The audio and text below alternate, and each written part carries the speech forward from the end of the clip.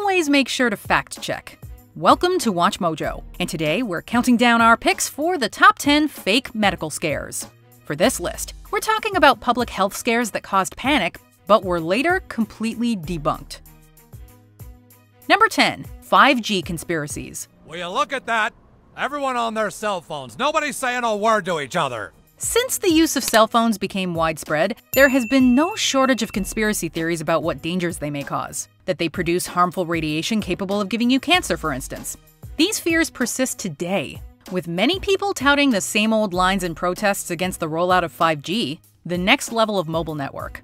Cell companies have criticized the protesters as just trying to frighten people, and officials have repeatedly insisted that there is absolutely no evidence that 5G is dangerous. And in early 2020, conspiracy theories that 5G is to blame for the global pandemic even gained ground, despite this making absolutely no sense. Number 9. The dangers of power lines. There are some undeniable dangers surrounding power lines. You definitely don't want to touch one, for example, because they're carrying potentially fatal amounts of electricity. But in the 1970s, a theory emerged that power lines were to blame for childhood leukemia. Studies were published stating that children living within roughly 2,000 feet of power lines had a greater risk of developing leukemia.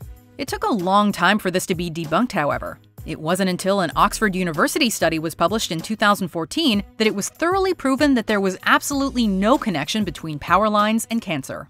Oh, thank you, doctor. No, I'm not a doctor. Number 8. Cancer-causing shampoo. Did you use that cocoa butter shampoo? Back in the days when an email chain was the best way to distribute fake information, a rumor that the chemical sodium lauryl sulfate, a common ingredient in shampoo, might be causing cancer gained traction.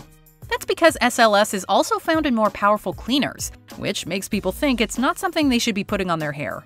SLS is in all sorts of topical beauty products, including toothpaste, bubble bath, and face masks. And even in some food products. Marshmallows, for instance. Rest assured, there is no evidence that SLS will cause you harm in small quantities. In larger quantities, it will irritate your skin, but it still won't give you a terminal disease. Number 7. Office printers cause lung damage. No, not again. Why does it say paper jam when there is no paper jam? We've been working alongside printers for decades, and most people probably have one in their home. But is your printer secretly killing you? An Australian study published in 2007 seemed to think so, and deduced that HP office printers release ultrafine particles, or UFPs, of toner and ink into the air. They said that this was as dangerous as inhaling secondhand smoke. While it's true that UFPs are listed as pollutants, there's no evidence to prove that printers of all varieties, including 3D, produce anywhere near enough UFPs to be considered dangerous. Scientists do agree that more research should be conducted, but this particular study was widely criticized for its inaccuracy. Number 6. Corn syrup causes obesity. I love chocolate, but I can't eat it because then I'll get fat. The US is grappling with an obesity epidemic, and many researchers are still trying to understand the cause. One easy thing to blame is high fructose corn syrup, used throughout food manufacturing instead of regular sugar because it's cheaper. HFCS isn't exactly good for you, just like consuming too much of anything has its dangers, but a theory that emerged in 2004 suggested that HFCS causes obesity because people consuming it can't tell when they're full. This is not true. Of all the health problems corn syrup is proven to cause, like liver disease or diabetes, it's not going to trick you into thinking you have an empty stomach. Your best bet is to cut down on sweet foods of all types. Number 5. Lipstick contains dangerous levels of lead. Lipstick? What craziness are you talking about, woman? There's no lipstick? In 2003, an environmental group published an exhaustive investigation of lipsticks on sale in the US and found that many leading brands contain lead. Consuming lead is something you should avoid at all costs, so how did this slip under the radar of the FDA? Well, because lipstick isn't food. So the trace amounts of lead some lipsticks contain in the dyes they use aren't deemed to be dangerous.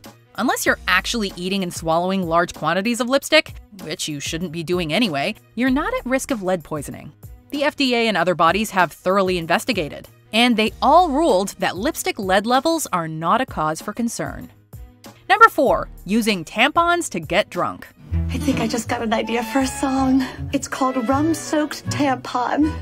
Now, what were you guys talking about? In 2009 and a few times since, Rumors have circulated that teens have been soaking tampons in vodka and inserting them to try and get drunk. This news story is as bizarre as it is false. There have been almost no reported cases of anybody using vodka-covered tampons as a way to consume alcohol on the down low. Just to be safe, many doctors were interviewed about what effect this would have, and the verdict is unanimous. It's dangerous, and it won't even get you that drunk. The average tampon can only hold 1.5 ounces of vodka at most, the equivalent of one shot. You'd be much better off drinking it normally. Number 3. Aspartame Controversy. Does it have aspartame? No. Cool. A convincing email hoax was to blame for another unfounded conspiracy. This time that aspartame, an important ingredient in some artificial sweeteners, could cause conditions like multiple sclerosis, lupus, depression, and even blindness. This email was written by Nancy Markle, a made-up woman, and circulated in 1998. One of many incidents surrounding aspartame and whether it's safe. The FDA and other scientific bodies, including the European Food Safety Authority, have repeatedly found that aspartame is safe. But to this day, it remains a source of rumors due to its prevalence in sugar alternatives and diet sodas, for instance. Number 2. Fluoride lowers IQ. Fluoride is used by the communists to control our minds. No, it's not. Fluoride can control minds? Like you can use it to make ladies do stuff? For years, fluoride has been put into the water supply in many countries to try and prevent tooth decay. And for just as long, it's been a source of concern. One popular conspiracy stated that if a pregnant person consumes fluoride, it may lower the IQ of their child. One study carried out in Canada found that for every 1 milligram of additional fluoride a mother consumes, their child's IQ drops slightly. But researchers stress that this does not prove cause and effect, and the results are not conclusive. The study didn't take into account other factors that could affect a child's IQ score and ignored the fact that this correlation was only observed in boys.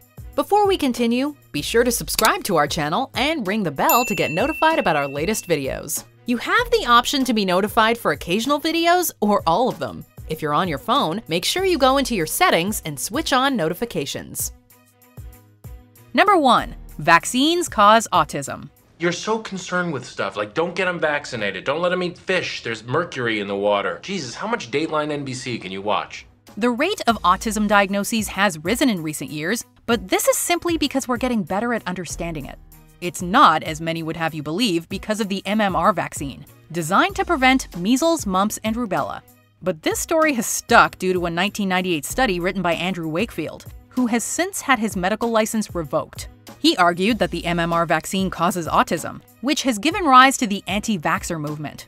However, there is absolutely no evidence to support this. Then, in 2015, a rumor broke out that anti-vaxxer parents were holding measles parties to infect their kids to develop immunity, rather than getting their kids vaccinated. But this too was fake news. Do you agree with our picks? Check out this other recent clip from WatchMojo, and be sure to subscribe and ring the bell to be notified about our latest videos.